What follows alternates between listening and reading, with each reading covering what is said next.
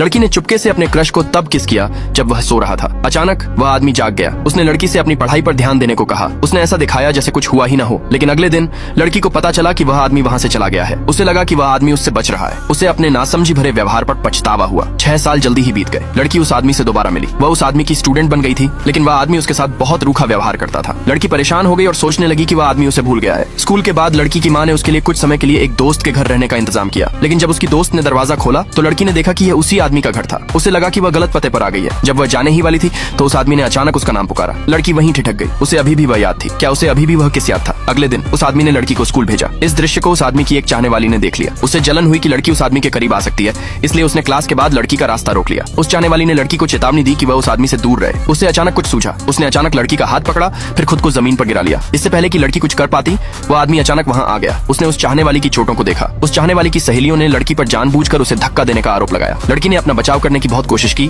लेकिन उस आदमी ने बस उसे एक नजर देखा और चला गया। लड़की को बहुत दुख हुआ। उस आदमी ने उससे सच जानने की कोशिश भी नहीं की। उस रात लड़की उसे बताना चाहती थी कि वह स्कूल के डॉर्मेट्री में रहने का सोच रही है, लेकिन उस आदमी ने अचानक उस चाहने वाली की तरफ से उससे माफी मांगी। वह तुरंत गहरे दुख में डूब गई। इसी पल कमरे की बत्ती अचानक चली गई। लड़की डर गई। उसने जल्दी से उस आदमी के कपड़े पकड़ लिए। उसे याद आया कि लड़की को बचपन से ही अंधेरे से डर लगता था। जब भी घर में बत्ती जाती थी वह हमेशा उसके साथ रहता था, और अब भी वही उसके साथ था। उन्होंने एक दूसरे का हाथ पकड़ा। उन्होंने बिजली का स्विच ऑन किया। कमरा फिर से रोशन हो गया। उस आदमी ने लड़की के सिर पर हाथ फेरा। उसने उसे दिलासा दिया और कहा कि डरो मत, लेकिन लड़की ही उसके उलटे सीधे बर्ताव से परेशान थी। उसने उस चाहने वाले को तो जाने दिया, लेकिन साथ ही उसके साथ अच्छा बर्ताव भी किया। अगले दिन घर लौटते समय लड़की अपनी चाबियां भूल गई। उसने जल्दी से उस आदमी को मैसेज भेजा। वह 3 घंटे तक दरवाजे पर इंतजार करती रही, लेकिन उसे कोई जवाब नहीं मिला। किसी ने उसके फोन कॉल का भी जवाब नहीं दिया। तभी उसे कार की आवाज सुनाई दी। लड़की को लगा कि वह आदमी वापस आ गया है, लेकिन उसने देखा कि वह चाहने वाला उस आदमी को किस कर रहा था। वह जल्दी से छिप गई। दूसरे पार्ट के लिए कमेंट में यस लिखे।